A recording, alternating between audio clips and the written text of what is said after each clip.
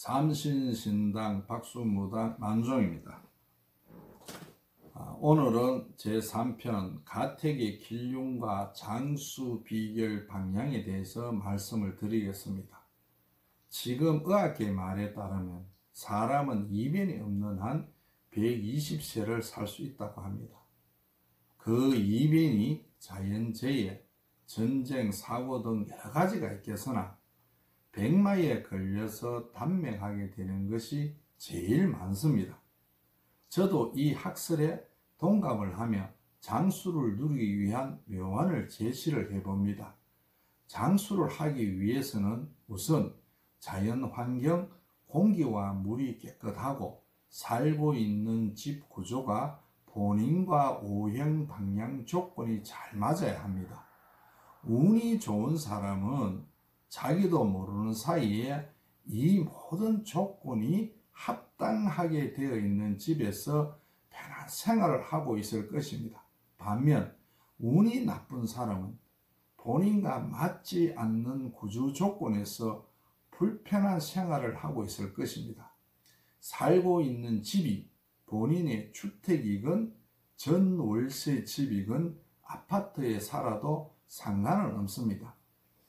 교원법에 맞도록 집을 한 채 증축한다고 가정하면 제일 먼저 토목공사를 하면서 하수구 물이 나가는 방향을 정해야 합니다. 물이 흘러나가는 방향은 집 주인의 생년띠별로 육해살 방향으로 물이 나가게 해야 합니다. 육해살 방향은 원숭이띠, 쥐띠, 용띠생은 동쪽이 되고 돼지띠, 토끼띠, 양띠생은 남쪽이며 범띠, 말띠, 개띠생은 서쪽이 되고 뱀띠, 닭띠, 소띠생은 북쪽이 육해살 방향이 됩니다. 가령 돼지띠, 토끼띠, 양띠생이 새 집을 건축하고자 할 때 제일 먼저 토목공사부터 하게 될 때 오물이 나가는 하수구 방향은 육해살 방향으로 하수구가 나가게 해야 합니다. 돼지띠, 토끼띠, 양띠생의 육해살 방향은 남쪽이 됩니다. 그래서 하수도가 나가는 남쪽은 낮게 하고 남쪽의 반대 방향 북쪽을 높게 해야 합니다. 그 다음으로 고려해야 할 것은 사람이 출입하는 대문입니다. 출입하는 대문은 서문이나 남문 중에서 나야 합니다. 만약 동양문을 예게 되면 돼지띠, 토끼띠, 양띠생에서 동문은 12신살 중 장성살 방향문이 되어 불길한 일들이 일어나기 시작을 합니다. 장성살 방향의 대문이나 방문은 운명에서 충격적으로 나쁜 작용을 합니다. 병고에 시달리거나 무단 가출자와 외박이 심한 사람들을 살펴보면 모두가 장성살 방향으로 문이 나 있는 집에서 살고 있는 경우가 많습니다.